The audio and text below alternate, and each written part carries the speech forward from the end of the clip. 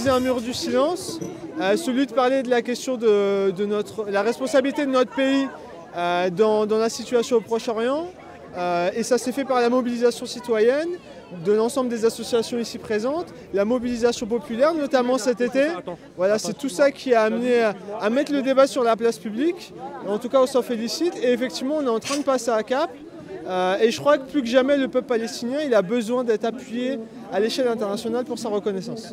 Toutes les causes coloniales ont été amenées à perdre parce qu'on ne peut pas négocier la liberté d'un peuple tout simplement, parce que le peuple palestinien a vu ses instances reconnues à l'échelle internationale et déjà reconnues à l'ONU et à l'UNESCO.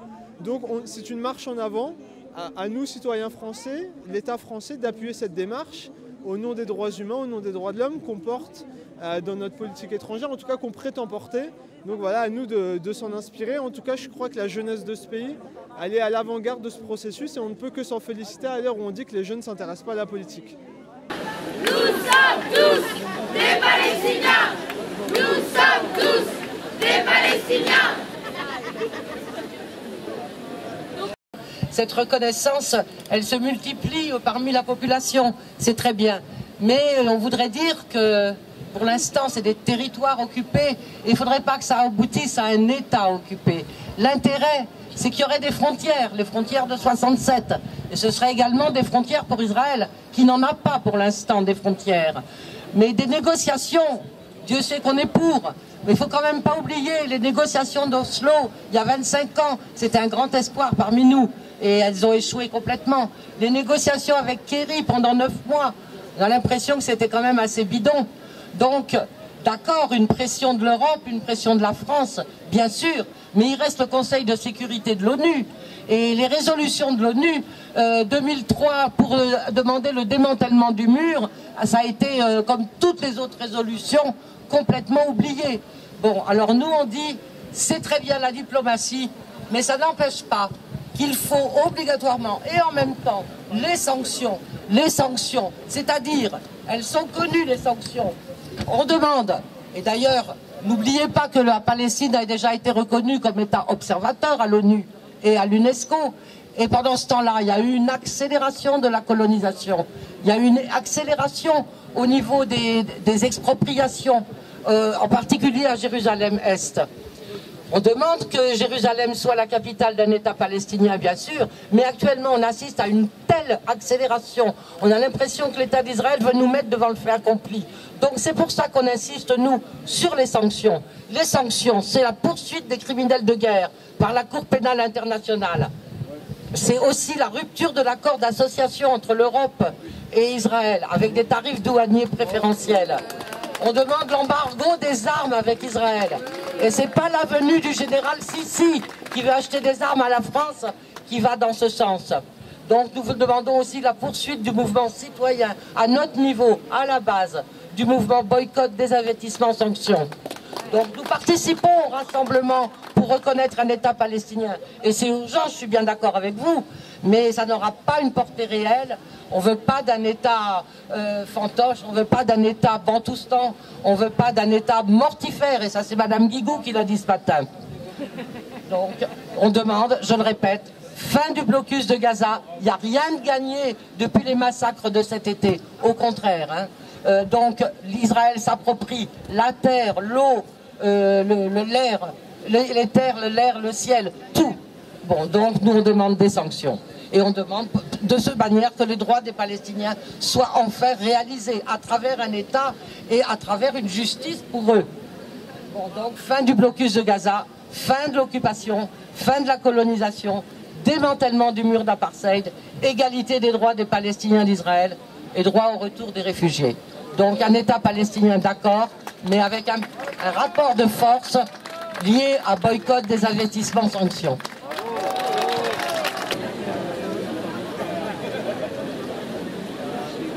Qu'il faut que le gouvernement français reconnaisse l'État palestinien immédiatement, sans tergiversation. Ça fait trop longtemps que ça dure et la reconnaissance de l'État palestinien, c'est un minimum pour le droit du peuple palestinien. Nous sommes aussi ici pour dire que la mobilisation en faveur des droits du peuple palestinien, elle grandit aussi à cause de ce qui s'est passé cet été, de l'agression contre Gaza, de la résistance du peuple palestinien et des mobilisations qu'il y a eu partout dans le monde, et y compris en France, à Paris, dans de nombreuses villes. Donc je crois qu'aujourd'hui, effectivement, il faut qu'on continue notre combat, notre solidarité pour exiger de notre gouvernement qu'il arrête ces tergiversations et qu'il arrête de soutenir la politique de l'État israélien, cette politique d'agression. Donc ça, c'est la première chose. La deuxième chose, oui, nous voulons la reconnaissance d'un État palestinien, mais nous voulons aussi que le gouvernement français et l'Union européenne fassent pression, y compris par des sanctions, pour qu'Israël respecte enfin le droit international. C'est ça le sens de notre présence ici ce soir. Et nous continuerons avec toutes les associations, avec le collectif national et avec, en ce qui concerne Solidaire, notre engagement dans la campagne boycott des investissements sanctions. Je vous remercie. Créé en 2003 pour prouver l'existence d'un courant progressif de citoyens français qui se reconnaissent une identité juive et qui prônent l'universalité des droits humains, qui considèrent que la Charte des Nations Unies doit s'appliquer à tous les peuples et que le peuple palestinien qui a été privé de son État et de ses droits nationaux depuis 1948 doit recouvrer pleinement tous ses droits nationaux. Nous avons fait la preuve de l'existence de ce courant progressiste citoyen juif qui n'est pas un courant confessionnel, qui est un courant de citoyens pour la plus grande partie laïque, il y en a certains qui sont croyants peut-être, mais c'est un courant qui assume son identité juive pour refuser que le CRIF et Israël parlent au nom des Juifs.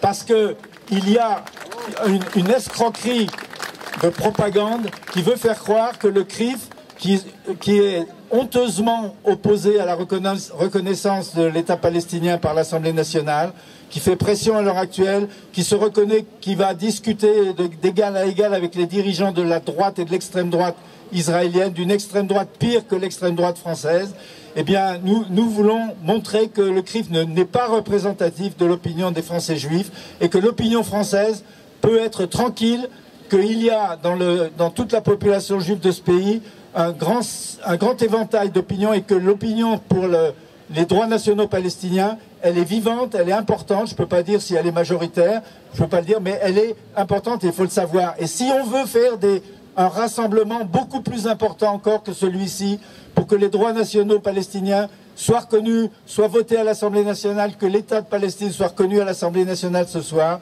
il faut se battre sur des objectifs démocratiques et progressistes, les droits nationaux palestiniens, et comme l'a dit l'Humanité il y a une dizaine de jours dans un dossier remarquable sur la question, ce n'est pas parce qu'on se bat pour les droits nationaux palestiniens qu'on se bat contre les droits nationaux israéliens. On se bat pour les droits nationaux de tous les peuples, pour la paix et la sécurité. Naturellement, on peut être et on doit être en colère contre les crimes israéliens à Gaza, contre la répression féroce dans les territoires palestiniens, mais en rester à la dénonciation, à la colère, c'est insuffisant. Il faut donner des perspectives et les perspectives, ce sont les perspectives d'une coexistence pacifique, utile dans la sécurité des peuples, le droit, l'indépendance, la sécurité pour tous les peuples du Proche-Orient. Voilà ce pourquoi nous nous battons.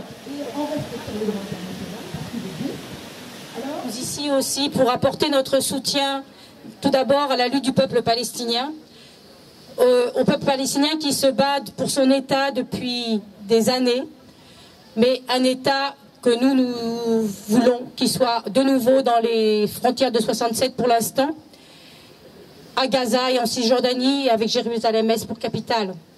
Et si le gouvernement français doit reconnaître l'État de Palestine, il doit le reconnaître dans ces termes. Alors, nous savons qu'Israël, ça fait très longtemps que les résolutions de l'ONU, il n'en a rien à faire. Ce droit, il lui est reconnu. Il n'a jamais été appliqué du fait du soutien des puissances occidentales, notamment des États-Unis, qui a toujours émis son veto à toutes les résolutions pour que ces résolutions soient appliquées.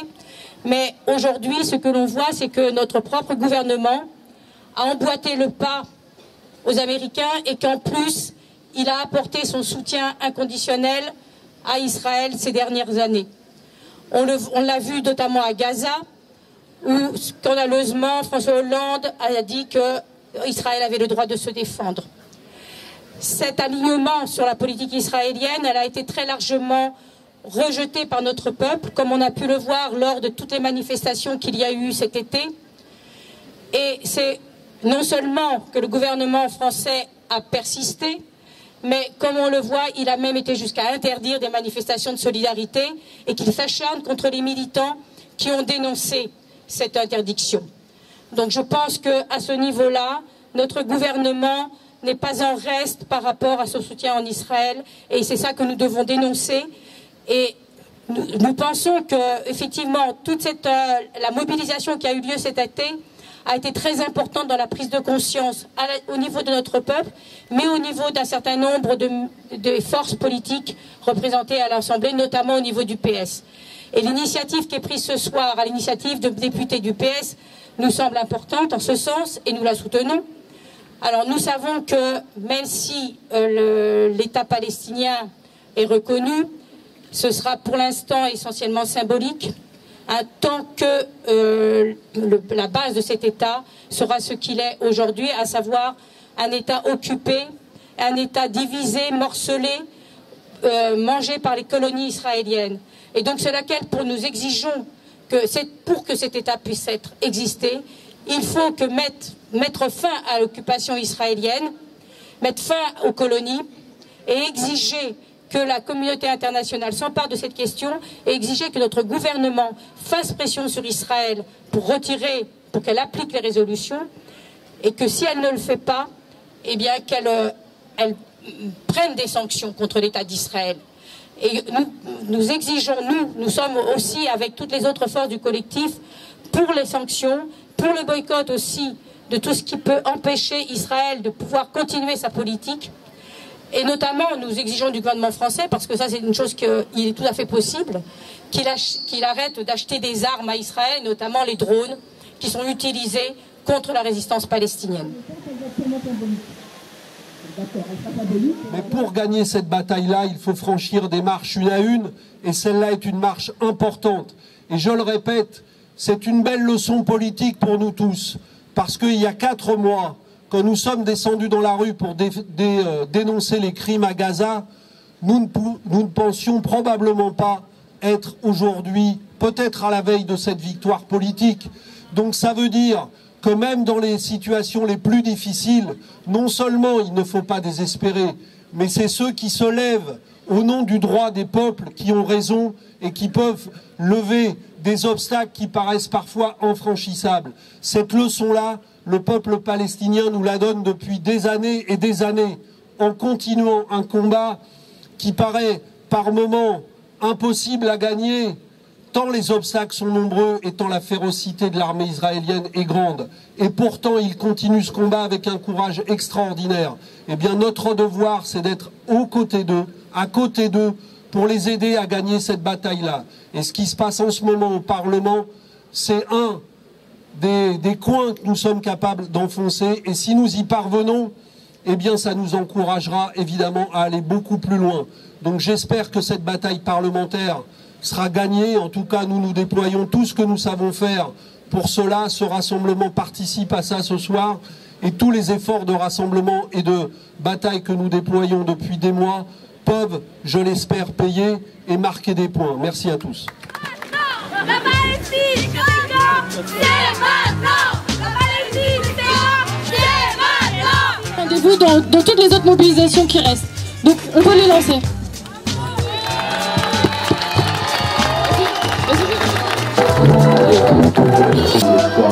Palestine Memorial, respect Gaza. This is for the child that is searching for the answer. This shut the ticket tears and replace me with laughter. Me and you, Palestine.